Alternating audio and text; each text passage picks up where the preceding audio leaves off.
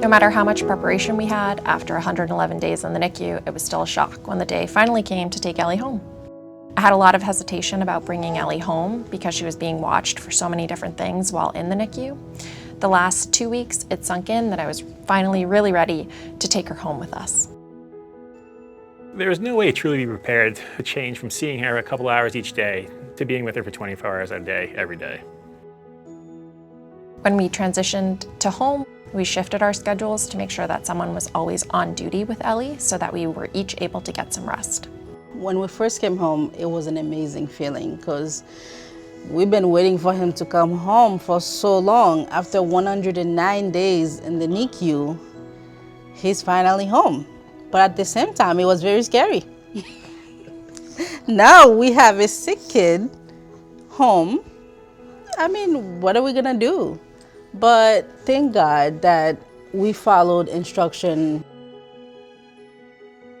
Once we were home, we noticed some changes in Ellie.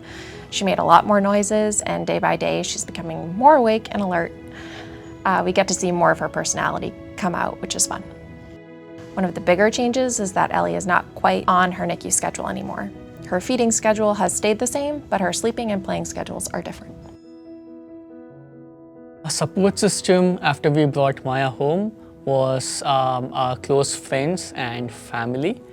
Immediately after she came home, we had few close friends who checked in on us, who dropped us food, which was really helpful for us in those initial days. We also had family who weren't with us, who were in different places, but we would speak to them several times a day. Then they would check in on how we are doing, how Maya's doing. And for me, for the most part, it was that we had each other's backs. We were there for each other. We were careful and considerate because those initial days is very little sleep and it can really get very stressful and overwhelming. And we were there for each other, making sure we took care of each other while also taking care of Maya. We figured out our support system before we came home from the hospital. Because we had such a quick traumatic birth experience, our support system really showed itself since day one. We were lucky enough to have our support system step in while Ellie was still in the NICU, and this continued after Ellie was discharged. We stayed in touch with the nurses from the NICU. The day after discharge, we had a visit from a visiting nurse, and the pediatrician visited the day after that, so there was professional medical support too. The nurses, the doctors, they were very helpful. And we start taking it day by day. Day by day. Day by day.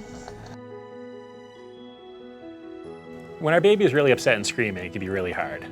We make sure to make the other parent aware if we're feeling overwhelmed and if we need to step away. When we put her down in a safe spot and walk away. The NICU team told us that no matter what, you can never shake your baby because it can cause brain damage. There were a few times when Maya cried and we couldn't get her to stop, and in these situations I made sure to use a few of the tricks that we learned in the NICU, like swaddling and shushing. And when those didn't work, I made sure to hand the baby over to Bharat because it would get a bit stressful, and we had to ensure that we don't shake the baby and create any situations like that. So handing the baby off when you're stressed out was always a good option.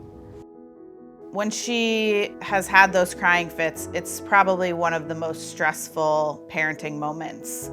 It's really hard to, watch your baby just cry and nothing you do can make her happy or, appease her. So I think one of the best pieces of advice that we got when we left the NICU was newborns and infants go through phases, and every stage of their infancy is just that. It's a phase, and it's short-lived, and you'll get through it.